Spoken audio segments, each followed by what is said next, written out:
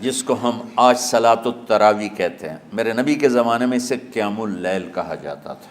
اس لیے حضرت عائشہ رضی اللہ تعالیٰ عنہ کی روایت ہے نا، جس سے 8 رکعت والے حضرات استدلال کرتے ہیں کہ رمضان اور غیر رمضان میں، اس کو امام بخاری نے قیام اللیل کا ہی عنوان دیا ہے، آپ نے 11 رکعت سے زیادہ نماز نہیں پڑھی۔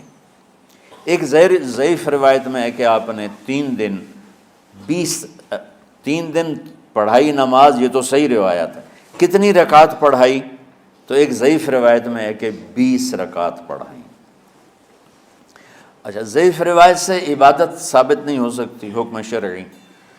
تو جب حضرت عمر رضی اللہ تعالیٰ عنہ نے سب کو، اب میرے نبی کے دور میں 3 دن کے بعد آپ تو آئے نہیں کہ کہیں فرض نہ ہو جائے، تو صحابہ اپنے طور پر قرآن سنتے تھے ٹولیوں میں۔ صدیقی دور میں 2 سال وہ فتنوں میں گزرا، تو اس میں بھی اسی طرح چلا کہ ٹولیوں میں ہوتے تھے۔ حضرت عمر رضی اللہ عنہ کے زمانے میں حکومت مضبوط ہو گئی، طاقتور ہو گئے، تو ابتدائی سالوں میں نہیں، چند سالوں کے بعد اب مسجد میں تشریف لائے تو لوگ اس طرح کوئی 4 ادھر 4 ادھر 5 ادھر 10 ادھر 20 ادھر، تو کہنے لگے ان کو ایک امام پہ جمع کر دیا جائے تو کتنا اچھا ہوگا۔ تو آپ نے سب کو اکٹھا کیا اور ابی بن کعب رضی اللہ تعالیٰ عنہ کو امام بنایا، اور سب کو ایک نماز پہ جمع کر کے 20 رکعت کا حکم عطا فرمایا۔ تو حضرت عمر کا یہ عمل اس حدیث کو مضبوط کر دیتا ہے کہ چونکہ میرے نبی نے کہا علیکم بسنتی و سنت الخلفاء الراشدین من بعدی، کہ میری اور میرے خلفاء راشدین کی سنت پر مضبوطی سے عمل کرنا۔ تو حضرت عمر کا جو 20 رکعت طے کرنا ہے، اگر ان کا اپنا اجتہاد ہے تو بھی ہمارے لیے عمل کے لیے کافی ہے، اور اگر ان کو یہ یاد ہے کہ میرے نبی نے 20 پڑھی تھیں تو اور زیادہ اچھی بات ہے۔ لیکن بہرحال جو 8 پڑھتا ہے ہمارا اس پہ بھی کوئی اعتراض نہیں، چونکہ وہ بھی حدیث کے ساتھ بات کرتا ہے، اور باقی پوری امت 20 پڑھتی ہے، ان پر بھی اعتراض نہیں۔ میں ایک جگہ سے گزر رہا تھا، نماز کا وقت ہو گیا، اہل حدیث کی مسجد تھی، میں وہاں نماز پڑھنے چلا گیا، تو ایک بہت بڑا اشتہار لکھا ہوا تھا، 20 تراویح ثابت کرنے والے کو 5 لاکھ روپے انعام۔ کہ 20 تراویح، سینکڑوں سال سے امت کا عمل 20 تراویح آ رہا ہے۔ تراویح کا نام جو پڑھا، مجھے یوں لگتا ہے کہ اہل مکہ، یعنی اہل مکہ جو تھے نا، وہ 4 تراویح پڑھ کے ایک طواف کرتے تھے، تو وہ آرام کے لیے ہوتا، ترویحہ آرام، تھوڑی دیر کا آرام۔ تو 4 تراویح کے بعد ایک طواف کرتے تھے، وہ چھوٹا سا طواف 10 منٹ میں ختم ہو جاتا تھا، اور پھر 4 تراویح پڑھتے تھے، پھر طواف کرتے تھے، پھر 4 پڑھتے تھے، پھر طواف کرتے تھے۔ یہ صحابہ کے تھوڑے بعد کے دور کی بات۔ تو مدینے والوں کو پتہ چلا کہ مکے والے تو یہ کرتے ہیں، وہ کہنے لگے اساں کی کریے؟ انہوں نے کہا اسی 40 تراویح پڑھیں گے، 40 رکعت، وہ 40 رکعت پڑھتے تھے۔ تو نوافل میں کوئی سختی نہیں کہ بھائی 8 سے زیادہ نہیں پڑھنی، بدعت ہو جائے گی، اور 20 پڑھنا بدعت ہے، یہ سب جہالت کی بات ہے۔ اور یہ 8 پڑھ رہے ہیں یہ غلط ہے، یہ بھی حماقت کی بات ہے۔ جو صحیح حدیث سے دلیل پکڑ کے کوئی عمل کرتا ہو تو بھائیو اس سے بحث نہ کیا کرو، مناظرہ نہ کیا کرو، یہ بہت نادانی والی بات۔ اور امت کا خلق، لاکھوں کروڑوں انسانوں کا ایک عمل پہ جمع ہونا، یہ بذات خود اس کی طاقت کی ایک دلیل۔ اور حرمین جب سے میرے رب نے، حضرت عمر نے 20 رکعت شروع کی، آج تک وہاں بھی ساری مساجد میں 8 رکعت تراویح ہوتی ہے، لیکن حرمین کی مسجد میں 20 رکعت، ادھر بھی ادھر بھی۔ اور یہ جو وہ وہاں ختم قرآن پہ دعا نہیں مانگی جاتی، یہ کس کا عمل ہے؟ حضرت عثمان کا۔ حضرت عثمان نے اپنے دور خلافت میں تراویح پڑھانے والے سے کہا جب قرآن ختم کرو تو دعا کرنا۔ وہ کہنے لگے جی کیا دعا کروں؟ کہ جو تیرے دل میں آیا کرنا۔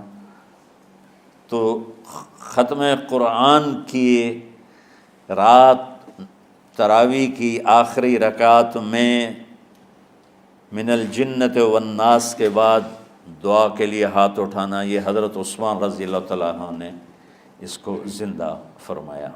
اور امام دعا کرتا تھا 1 منٹ 10 منٹ 20 منٹ جتنے بھی، اور پیچھے لوگ آمین کہتے تھے۔ وطر کی جماعت نہیں ہوتی تھی، وطر کو باجماعت حضرت علی رضی اللہ تعالیٰ عنہ نے شروع کی کہ وطر کو بھی باجماعت پڑھا جائے، تو یہ ان کی سنت ہے کہ وطر کو باجماعت پڑھا گیا۔ تو اب یہ لہٰذا یہ سارے سنت جو کام ان خلفۂ راشدین سے ہوا وہ بھی سنت ہے۔ تو اللہ نے ہمیں ایک عبادت دے دی کہ میرا قرآن پڑھو اور سنو۔ پہلی امتوں کو تراویح کیوں نہیں تھی یا قیام اللیل کیوں نہیں تھا؟ کہ ان کو اپنی کتاب یاد ہی نہیں ہوتی تھی، وہ اپنی کتاب کے حافظ نہیں ہوتے تھے، وہ اپنی کتاب یاد ہی نہیں کر سکتے تھے، صرف نبی کو یاد ہوتی تھی۔ اللہ نے ہمارے لیے کتنا آسان کر دیا کہ 7 سال کے یہ چھوٹے چھوٹے بچے قرآن یاد کر رہے ہیں، 70 سال کا بوڑھا قرآن یاد کر رہا ہے۔ یہیں یہ مولوی یوسف صاحب کا ساتھی تھا، یا پتہ نہیں ان سے پہلے تھا، سلمان، مولوی سلمان، آج کل امریکہ میں ہوتے ہیں، ہماری ایک شاخ چلا رہے ہیں ماشاءاللہ۔ وہ شروع میں یہاں تھے، تو یہاں تراویح پڑھانے کے لیے ہمارے پاس حافظ کوئی نہیں تھا، وہ حافظ نہیں تھے، وہ صبح بیٹھ کے شام تک 1 سپارہ یاد کرتے اور رات عشاء کی نماز میں سنا دیتے۔ 30 دن میں قرآن یاد کر کے سنا دی۔ مطلب یہ سنی سنائی بات نہیں، ہمارے اسی حسنین، اسی ممبر اور محراب کی بات کہ یہیں اسی مسجد میں انہوں نے صبح سے مغرب تک یاد کرتے تھے اور پھر عشاء میں کھڑے ہو کے سنا دیتے تھے۔ پیچھے ہوتے تھے لقمہ کوئی دینے والا شاید، لیکن بہت خوبصورت پڑھ کے 1 دن میں یاد کر کے سنا دیا۔ اور ایک مجھے نام بھول گیا کہ 3 دن میں قرآن یاد کیا، 10 سپارے 1 دن میں یاد کیے، 10 دوسرے دن میں یاد کیے، 10 تیسرے دن میں یاد کیے۔ وَلَقَدْ يَسَّرْنَا الْقُرْآنَ لِلذِّكْرِ فَهَلْ مِن مُدَّكِرٍ۔ تو اللہ تعالیٰ نے اس کو نصیحت کے لیے بھی آسان کیا ہے اور یاد کرنے کے لیے بھی آسان کیا ہے۔ کوئی کتاب پہلے یاد نہیں ہوتی تھی کسی کو، ماشاءاللہ تم میں کتنے حفاظ بیٹھے ہیں اللہ کے فضل سے۔ تو اللہ نے ہمیں رات کی نماز عطا فرمائی، اور چونکہ یہ ایک مشقت ہے تو میرے نبی نے کہا یہ رات کی نماز کے ہر سجدے پر 1500 نیکی لکھی جاتی، 1500 نیکی لکھی جاتی۔ اور اللہ تعالیٰ ہر سجدے پر جنت میں ایک محل بناتا ہے جس کے 60,000 سونے چاندی کے دروازے ہوتے، اور ایک درخت اس کے لیے لگاتا ہے جس کے نیچے 100 سال گھوڑا دوڑ سکتا ہے۔ تو رمضان کا اہتمام آپ رجب سے شروع فرما دیتے تھے۔ میرے نبی نے 9 رمضان دیکھے، 9 رمضان اپنی زندگی میں، 9 رمضان۔ 10ویں رمضان سے پہلے آپ اللہ کے پاس تشریف لے گئے۔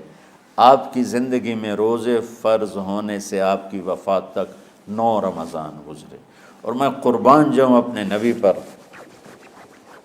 اپنی امت پہ کیسی شفقت تھی۔ آپ سحری کھاتے تھے بالکل آخری وقت، ادھر بلال اذان دے رہا ہے اور ادھر آپ آخری لقمہ کھا رہے ہیں، اور ادھر سورج نیچے ہوا اور آپ کھجور منہ میں۔ ایک آدمی اوپر کھڑا ہوتا تھا مدینے میں تو وہ چھت پہ، گھر کی چھت پہ کھڑا ہوتا تھا، سفر میں ہے تو وہ کسی پہاڑی پہ کھڑا ہوتا تھا۔ جو ہی سورج کا کنارہ نیچے جاتا اب فوراً وہ کہتا یا رسول اللہ قد غربت، تو آپ کھجور منہ میں ڈال لیتے تھے، یا پانی، کبھی پانی سے افطار فرماتے تھے، کبھی کھجور سے افطار فرماتے تھے کہ میری امت پہ بھوک کا وقت کم سے کم آئے۔ آج کل جو یہ ہمارے افطاری کے اوقات ہیں نا، یہ سورج ڈوبنے کے بھی 2-2.5 منٹ بعد کے ہیں کہ احتیاطاً، ٹھیک ہے چلو احتیاط کر لو کوئی مسئلہ نہیں، لیکن اصل ہے ادھر چونکہ اب سورج ہمیں نظر ہی نہیں آتا ہے، اس طرح ہم گھرے ہوئے ہیں شہروں میں، دیہاتوں میں بھی اب اس طرح کا ماحول ہے کہ وہ نظر نہیں آتا ہے، تو بہتر کہ ادھر سورج غائب ہو، ادھر لقمہ منہ میں جائے، لیکن یہ تب ہے جب آپ نظر آ رہا ہو۔ اب جب آپ یہاں بیٹھے ہو حسنین میں تو یہاں تو کوئی سورہ نظر نہیں آئے گا، یہاں تو منار ہی نظر آئے گا، تو لہٰذا احتیاط ٹھیک۔ ہمارے اہل حدیث بھائی وہ 2 منٹ پہلے ہم سے افطار کرتے ہیں، تو بڑی اچھی بات ہے کہ سورج کے غروب ہونے کا جو اصل وقت ہے اس کے ساتھ ہی افطار کرنا۔ اور سحری میں ایک واقعہ سناتا ہوں، آپ سحری کھا رہے تھے، بکرے کی سری پکی ہوئی تھی، تو مولا علی رضی اللہ تعالیٰ عنہ اور عرباض بن ساریہ رضی اللہ تعالیٰ عنہ آپ کے ساتھ کھانا کھا رہے تھے، تو حضرت بلال ہے، یا رسول اللہ وقت ختم ہو گیا ہے، میں اذان دینے جا رہا ہوں، آپ برائے مہربانی کھانا پینا بند کریں۔ اور یہ کہہ کر چلے گئے۔